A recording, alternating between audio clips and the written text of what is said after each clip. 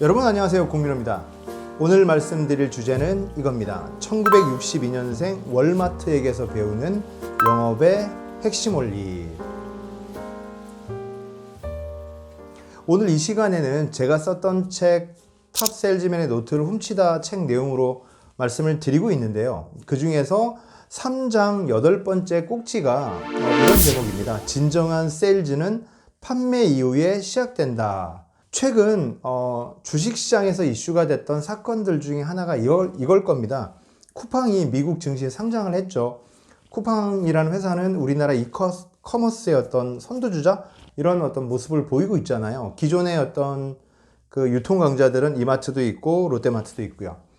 마찬가지로 미국도 비슷합니다. 아마존이라는 이커머스의 절대 강자가 있지만 미국도 원래 있었던 유명한 유통업체가 있었죠. 어디입니까? 월마트입니다. 월마트는 브랜드 파워나 이런 면에서 세계적인 회사였죠. 그리고 포춘지가 선정하는 세계 최고의 회사에도 굉장히 많이 선정이 됐었고요.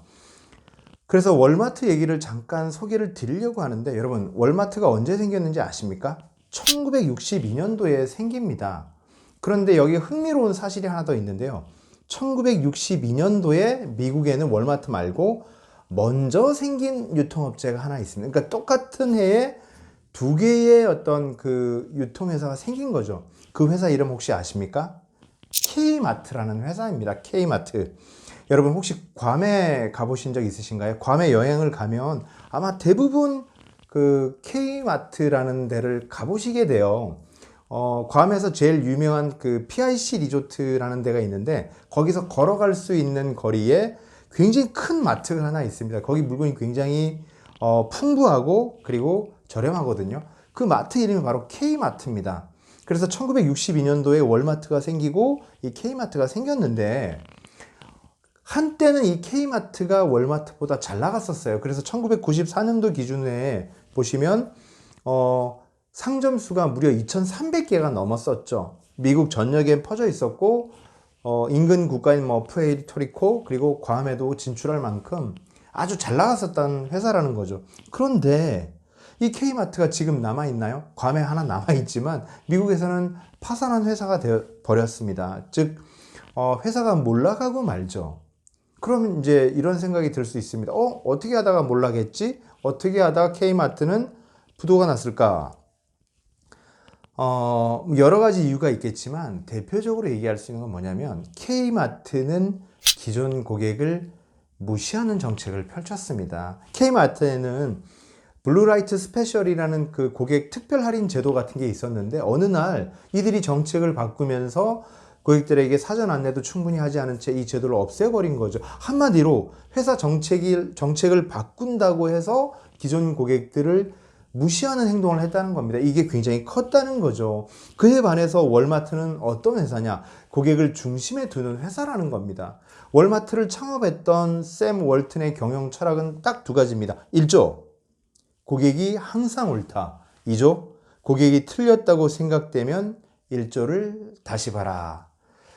어떻게 들리십니까? 고객 중심주의 회사라는 걸 우리가 알 수 있습니다. 고객을 중심에 두는 것이 영업의 근본이고 회사의 근본이고 비즈니스의 근본이라는 겁니다. 피터 드러커라는 사람을 혹시 아세요? 미국 경영학의 아버지라고 불리는, 현대 경영학의 아버지라고 불리는 사람인데요. 그 사람도 이런 얘기를 합니다. 비즈니스의 목적은 고객을 창출하고 그들을 섬기는 일이다 라고 얘기를 하거든요. 비즈니스의 중심은 어디에 있다? 고객에게 있다는 겁니다. 그래서 고객 중심으로 생각할 때 비즈니스든 사업이든 영업이든 그것이 잘 된다는 거죠. 영업인이 꼭 새겨야 할 말이라고 저는 생각이 들더라고요.